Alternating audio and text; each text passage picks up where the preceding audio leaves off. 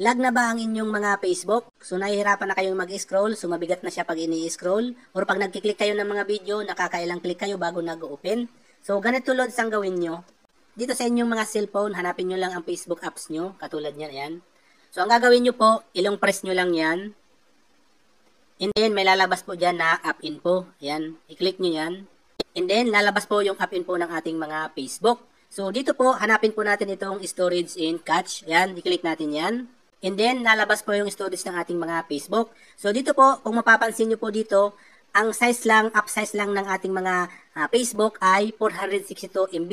Ito yung once nag-download tayo or nag-install tayo ng mga Facebook. So, dito po, kaya po nagiging lag yung ating mga Facebook dahil po sa laki ng data or ng cache po na nasisave dito sa ating mga Facebook. So, para po mabawasan yung lag niyan, ang gawin nyo po, i-click nyo po itong clear cache na yan. And then, mawawala po yung nakasave na cache dito sa inyong mga Facebook app.